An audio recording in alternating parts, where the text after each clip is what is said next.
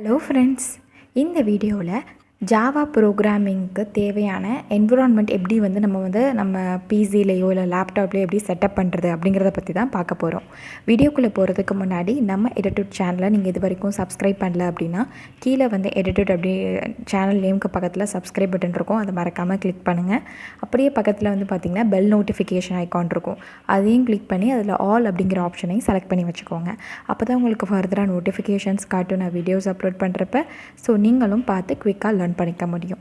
Okay friends, இப்போ நம்ம எப்படி என்விரான்மெண்ட்டு செட்டப் பண்ணுறது அப்படிங்கிறத பற்றி நம்ம பார்க்கலாம். ஜாவா லாங்குவேஜ்க்கு ஃபர்ஸ்ட்டு நமக்கு என்னென்ன டூல்ஸ்லாம் தேவைப்படும் அப்படின்னு சொல்லி பார்த்திங்கன்னா, மோஸ்ட்லி எடிட்டர் வேணும், கம்பைலர் வேணும், அதை ரன் பண்ணுறதுக்கு ஒரு பிளாட்ஃபார்ம் வேணும். ஸோ இது மூணு தான் பார்த்திங்கன்னா கண்டிப்பாக தேவைப்படக்கூடிய டூல்ஸ் அப்படின்னு நம்ம சொல்லலாம். ஸோ எடிட்டர் அப்படின்னா எதுக்குன்னு சொல்லி பார்த்திங்கன்னா, அது ஒரு சாஃப்ட்வேர். அதில் தான் நம்ம என்ன பண்ணுவோம்னா, நம்ம கோடு எழுதுவோம். ஸோ நம்ம ஜாவா ப்ரோக்ராம் நம்ம எழுதணும் அப்படின்னா ஒரு எடிட்டர் டூல் வேணும் இல்லையா, அதில் தான் நம்ம என்ன பண்ண முடியும், கோடு எழுத முடியும். ஸோ கோடை எழுதுறதுக்கு நம்ம எழுதக்கூடிய கோடு தான் சோர்ஸ் கோடுன்னு சொல்லுவோம். ஸோ அந்த ஹை லெவல் ப்ரோக்ராமிங் லாங்குவேஜ் எழுதக்கூடிய அந்த சோர்ஸ் கோடை எழுதுறதுக்கு தேவைப்படியான ஒரு டூல் தான் பார்த்திங்கன்னா இந்த எடிட்டர். ஃபார் எக்ஸாம்பிள் நம்ம என்ன சொல்லிக்கலாம்னா, நோட்பேட் இதெல்லாம் பார்த்திங்கன்னா பை டிஃபால்ட்டாக சிஸ்டமில் இருக்கும். எதிர் பிசி லேப்டாப்னு எடுத்திங்கன்னா கண்டிப்பாக நோட்பேட்லாம் டிஃபால்ட்டாகவே இன்ஸ்டால் பண்ணி கொடுப்பாங்க. ஸோ நோட்பேட் ஸோ இது எல்லாமே பார்த்திங்கன்னா கிட்டத்தட்ட எடிட்டர் தான். ஸோ எந்த ஒரு சாஃப்ட்வேர் டூலில் நீங்கள் கோடு எழுத முடியுமோ அதுதான் பார்த்திங்கன்னா எடிட்டர். அந்த டூல் பார்த்திங்கன்னா இந்த ஜாவா ப்ரோக்ராமிங்க்கு தேவைப்படுது. நெக்ஸ்ட் செகண்ட் ஒன் பார்த்திங்க அப்படின்னா கம்பைலர் அப்படிங்கிறது தேவைப்படுது. ஏன் அப்படின்னா, நீங்கள் எழுதக்கூடிய கோடு பார்த்திங்கன்னா சோர்ஸ் கோடுன்னு சொன்னேன். அந்த கோடு பார்த்திங்கன்னா நீங்கள் உங்கள் சிஸ்டமில் கொடுக்குறப்ப அந்த சிஸ்டமுக்கு புரியாது. ஏன்னா அந்த நீங்கள் எழுதக்கூடிய code Java high level programming language அப்படின்னு நான் சொல்லியிருக்கேன் இல்லையா. ஸோ சிஸ்டமுக்கு புரிஞ்ச லாங்குவேஜ் என்னன்னு சொல்லி பார்த்திங்கன்னா லோ லெவல் ப்ரோக்ராமிங் லாங்குவேஜ் தான் புரியும். மிஷின் கோடு அந்த மாதிரி தான் புரியுமே தவிர நம்மளோட high level Java programming language புரியாது. ஸோ அப்போ அந்த இடத்துல நமக்கு யார் தேவைப்படுறாங்க அப்படின்னா, இந்த கம்பைலர் அப்படிங்கிறவங்க ஒருத்தவங்க தேவைப்படுறாங்க. ஸோ கம்பைலர் தான் என்ன பண்ணும் அப்படின்னா, நமக்கு இப்போ நான் தான் யூசர் அப்படின்னா எனக்கும் மிஷினுக்கும் இடையில ஒரு இன்டர்மீடியேட்டராக பார்த்திங்கன்னா புரோக்கர் மாதிரி இது ஆக்ட் பண்ணும்.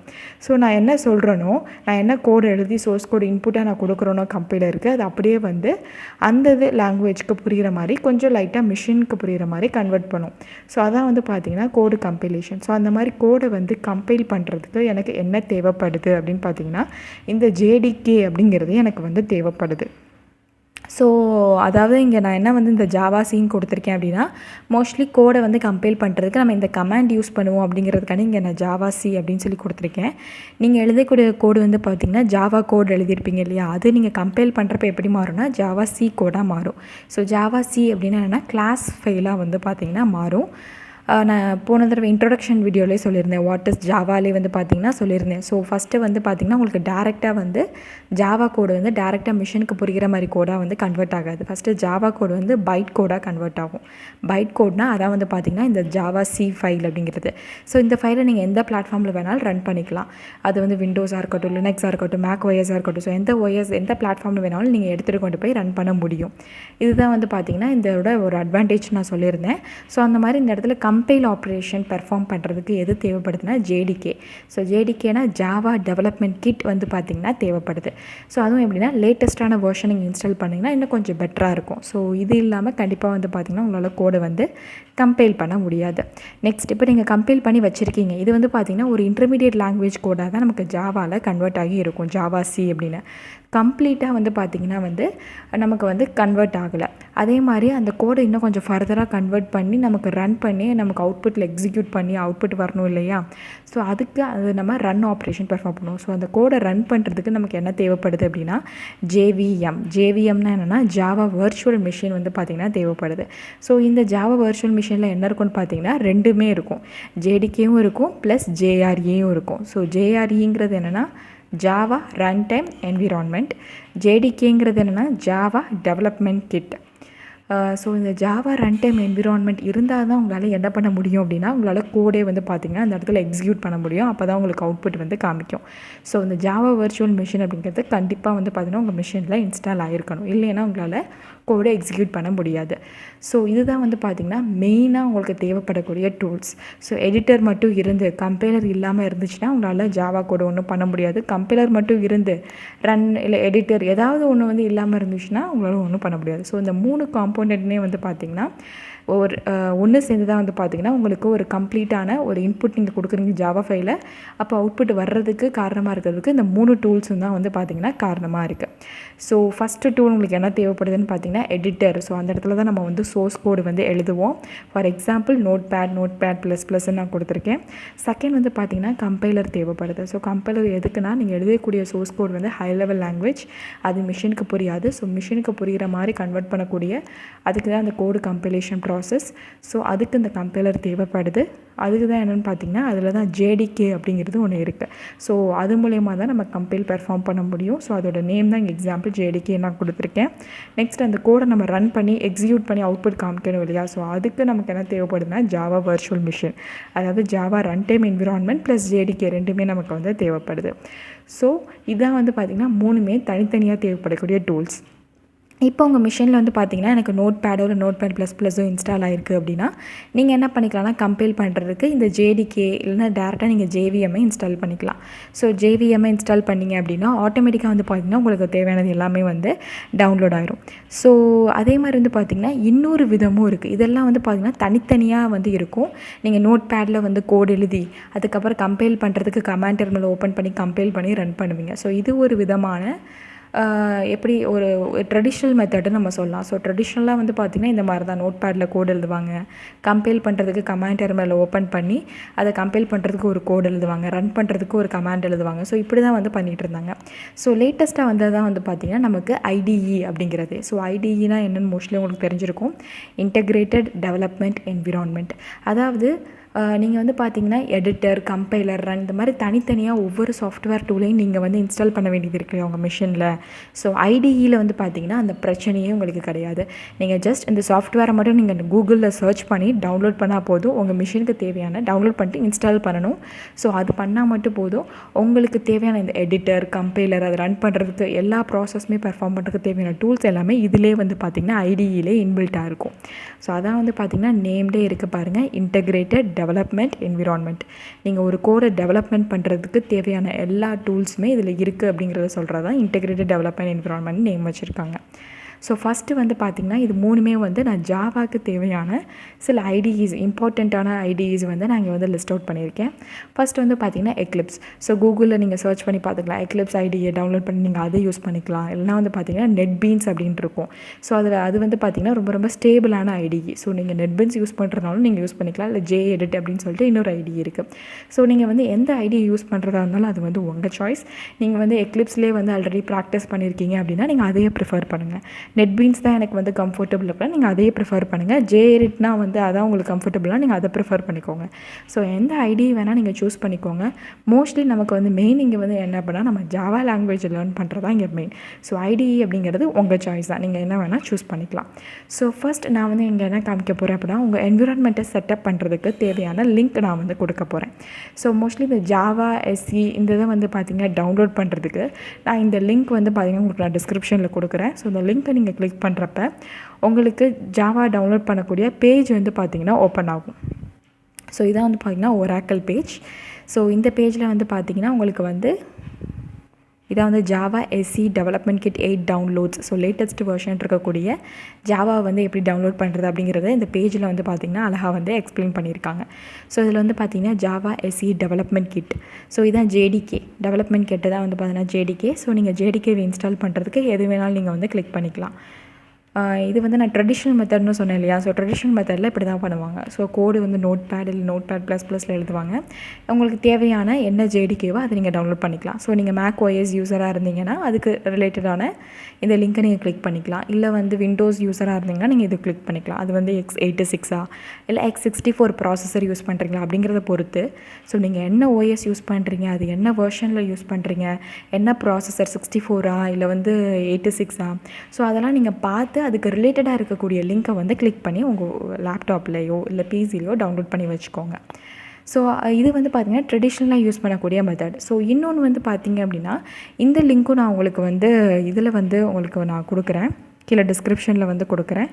இந்த லிங்க்கும் வந்து பார்த்தீங்க அப்படின்னா மோஸ்ட்லி எக்லிப்ஸ் ஐடி இருக்கு இல்லையா, ஸோ நான் வந்து எக்லிப்ஸ் ஐடியை வந்து எப்படி வந்து யூஸ் பண்ணி டவுன்லோட் பண்ணுறது, நான் 3 ஐடிஸ் சொன்னேன் இல்லையா, எக்லிப்ஸ், நெட்பீன்ஸ், JEdit. ஸோ இந்த 3 ஐடிஸில் எது வேணாலும் நீங்கள் ப்ரிஃபர் பண்ணிக்கலாம், யூஸ் பண்ணிக்கலாம். நான் எக்லிப்ஸை வச்சு உங்களுக்கு நான் சொல்லித்தர போகிறேன். ஸோ அந்த லிங்க் வந்து நான் உங்களுக்கு டிஸ்கிரிப்ஷனில் வந்து தர்றேன். இதுதான் வந்து பார்த்திங்கன்னா எக்லிப்ஸ் ஐடி. அந்த லிங்க்கை நீங்கள் கிளிக் பண்ணிங்கன்னா இந்த பேஜ் தான் உங்களுக்கு வந்து பார்த்திங்கன்னா ஓப்பன் ஆகும். ஸோ இதிலே வந்து பார்த்திங்கன்னா நீங்கள் வந்து ரீட் பண்ணி பார்த்துக்கலாம். ஸோ இந்த ஆப்ஷன் இருக்கு இல்லையா, இதை நீங்கள் கிளிக் பண்ணிங்கன்னா டவுன்லோடு அந்த பேஜுக்கு வந்து பார்த்திங்கன்னா போகும். இல்லை நீங்கள் ஏதாவது டொனேட் பண்ணணும் அப்படின்னா கான்ட்ரிபியூட்டராகவும் நீங்கள் வந்து டொனேட் பண்ணலாம். ஸோ இந்த பேஜில் உங்களுக்கு தேவையான எல்லாமே நீங்கள் ரீட் பண்ணிக்கலாம். ஸோ என்னென்ன ப்ராஜெக்ட்ஸ் இருக்குது, என்னென்ன கமிட்டர்ஸ், எத்தனை பேர் வந்து கான்ட்ரிபியூட் பண்ணுறாங்க அப்படிங்கிறத நீங்கள் பார்த்துக்கலாம். ஸோ இங்கே ஒரு வீடியோவும் வந்து பார்த்திங்கன்னா டிஸ்பிளே பண்ணியிருக்காங்க. ஸோ ரீசெண்டாக வந்து ஜாவா எக்லிப்ஸ் ஐடியில் என்னென்ன இம்ப்ரூவ்மெண்ட்ஸ், என்னென்ன சேஞ்சஸ்லாம் கொடுத்துருக்காங்க அப்படிங்கிறத நீங்கள் அதை கிளிக் பண்ணிங்க அப்படின்னா உங்களுக்கு அந்த வீடியோ வந்து நீங்கள் வந்து லேர்ன் பண்ணிக்க முடியும். ஓகே, இப்போ நான் வந்து என்ன பண்ண போகிறேன் அப்படின்னா, இங்கே டவுன்லோட் பட்டனுக்கு மேலே பார்த்தோம் இல்லையா, ஸோ இந்த டவுன்லோட் 20216 அப்படிங்கிறத இந்த பட்டனை நான் வந்து கிளிக் பண்ணுறேன். ஸோ கிளிக் பண்ண உடனே வந்து பார்த்திங்கன்னா எனக்கு இந்த பேஜ் வந்து ஓப்பன் ஆகுது, இன்ஸ்டாலர் பேஜ் வந்து. ஸோ இந்த பேஜில் வந்து பார்த்திங்கன்னா உங்களுக்கே வந்து நிறைய ஆப்ஷன்ஸ் வந்து காட்டுது. ஸோ எக்லிப்ஸ் இன்ஸ்டாலர் வந்து பார்த்திங்கன்னா நிறையா வெர்ஷன்ஸ் வந்து இருக்குது, நிறையா OSஸில் வந்து பார்த்திங்கன்னா இருக்குது. ஸோ மேக் OS யூஸராக இருந்தீங்கன்னா நீங்கள் அதுக்கு ரெஸ்பெக்டிவாக கிளிக் பண்ணுங்கள். விண்டோஸ் யூஸராக இருந்துச்சுன்னா நீங்கள் அதுக்கு ரெஸ்பெக்டிவாக கிளிக் பண்ணுங்கள். லினக்ஸ்னால் அதுக்கு ரெஸ்பெக்டிவாக கிளிக் பண்ணுங்கள். நான் விண்டோஸ் யூஸர் அப்படிங்கிறதுனால இப்போ தான் நான் வந்து கிளிக் பண்ணியிருக்கேன். ஸோ கிளிக் பண்ணி இப்போ தான் டவுன்லோட் ஆப்ஷன் நான் வந்து கொடுத்தேன். ஸோ அதை நான் கொடுத்த உடனே வந்து பார்த்திங்கன்னா எனக்கு வந்து இங்கே டவுன்லோட் செக்ஷனில் வந்துச்சு. ஸோ டவுன்லோட் செக்ஷனில் வந்த உடனே நான் வந்து என்ன பண்ணேன் அப்படின்னா, டவுன்லோட் செக்ஷனில் எனக்கு வந்து வந்துச்சு, இந்த இடத்துல நீங்கள் பார்த்துருப்பீங்க இல்லையா. ஸோ அது வந்தோடனே நான் அதை ஜஸ்ட்டு கிளிக் பண்ணேன். அதுக்கப்புறமாட்டிக்கு எனக்கு இந்த விண்டோ வந்து தெரிஞ்சது. ஸோ இந்த மாதிரி கேட்டுச்சு. ஸோ நீங்கள் என்ன ஐடி வந்து சூஸ் பண்ணுமோ அதை நீங்கள் சூஸ் பண்ணிக்கலாம். ஸோ அதுக்கு முன்னாடி நீங்கள் இந்த பேஜில் கிளிக் பண்ணுவீங்க இல்லையா, அந்த மாதிரி x86 அப்படின்னு சொல்லிட்டு. ஸோ அதை கிளிக் பண்ணுறப்பவே வந்து பார்த்தீங்கன்னா நான் ஆல்ரெடி டவுன்லோட் பண்ணிட்டேன். So I will cancel this. Okay, so இங்கே வந்து பார்த்திங்கன்னா x86 அப்படின்னு சொல்லி கிளிக் பண்ண உடனே டவுன்லோட் ஆக ஆரம்பிச்சிருச்சு.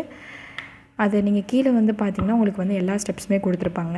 ஸோ எக்லிப்ஸ் இன்ஸ்டாலரை இந்த லிங்க் மூலிமா நீங்கள் வந்து இதான் லிங்க், இந்த லிங்க் மூலிமா நீங்கள் வந்து டவுன்லோட் பண்ணிக்கலாம் அப்படிங்கிறது ஃபஸ்ட்டு ஸ்டெப். செகண்ட் ஸ்டெப் வந்து பார்த்திங்கன்னா எக்லிப்ஸ் இன்ஸ்டாலர் எக்ஸிக்யூட்டபிள். நீங்கள் வந்து சப்போஸ் நீங்கள் விண்டோஸ் யூஸராக இருந்தீங்கன்னா இந்த மாதிரி ஒரு இந்த மாதிரி ஒரு பாப்அப் மெனு வரும். அதில் நீங்கள் வந்து பார்த்திங்கன்னா ரன் அப்படிங்கிற ஆப்ஷனை வந்து கொடுக்கணும். விண்டோஸ் யூஸருக்கு மட்டும்தான் அதாவது. நெக்ஸ்ட் வந்து பார்த்தீங்கன்னா என்ன பேக்கேஜ் வந்து நீங்கள் வந்து செலக்ட் பண்ணணும் இன்ஸ்டால் பண்ணுறதுக்கு அப்படிங்கிறத நீங்கள் கொடுக்கணும். ஸோ இந்த விண்டோ தான் வந்து பார்த்திங்கன்னா கரண்ட்டாக வந்து எனக்கு வந்து இருக்குது. So Eclipse IDE for Java டெவலப்பர்ஸா, இல்லை ஃபார் என்டர்பிரைஸ் ஜாவாவா, இல்லை C++ டெவலப்பர்ஸா, அந்த மாதிரி வந்து பார்த்திங்கன்னா நிறைய ஐடிஸ் வந்து அவைலபிளாக இருக்குது இந்த ஆப்ஷனில். ஸோ நீங்கள் எது வேணாலும் நீங்கள் வந்து சூஸ் பண்ணிக்கலாம். நான் ஃபஸ்ட்டு வந்து என்னென்னா நம்ம வந்து ஜாவா தானே லேர்ன் பண்ண போகிறோம். ஸோ அதனால் Eclipse IDE for Java developers அப்படிங்கிறத நான் வந்து கிளிக் பண்ணிக்கிறேன். ஸோ இதை நீங்கள் டபுள் டேப் பண்ணிங்க அப்படின்னா உங்களுக்கு நெக்ஸ்ட் பேஜுக்கு ஓப்பன் ஆகும். ஸோ அந்த பேஜில் வந்து பார்த்திங்கன்னா நீங்கள் வந்து எவ்வளோ வந்து இன்ஸ்டால் பண்ணணும்னு நினைக்கிறீங்க அப்படிங்கிறத நீங்கள் கொடுத்துக்கலாம். ஓகே,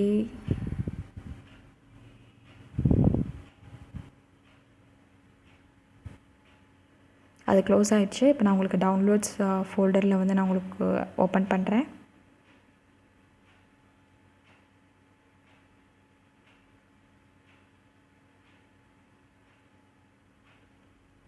ஸோ இந்த மாதிரி தான் உங்களுக்கு டவுன்லோட் ஆகணும்னு ஒரு பேக்கேஜ் வந்து வரும். எக்லிப்ஸ் இன்ஸ்டால் பண்ணுறது JRE. ஸோ JREன்னு பார்த்தீங்கன்னா Java run time environment. So இதில் வந்து பார்த்திங்கன்னா JDK அப்படிங்கிறதும் இருக்கும், ஜாவா ரன் டைம் என்விரான்மெண்ட். ரெண்டுமே வந்து இது வந்து ரன் டைம் என்விரான்மெண்ட் மட்டும் தான் வருது. நான் அதிலிருந்து ஐடியை டவுன்லோட் பண்ணுறப்ப எனக்கு JDK எல்லாமே வந்துடும், டெவலப்மெண்ட் கிட்டு. ஸோ இதில் JRE மட்டும்தான் இருக்குது. ஸோ கொஞ்சம் டைம் ஆகுது ஓப்பன் பண்ணுறதுக்கு.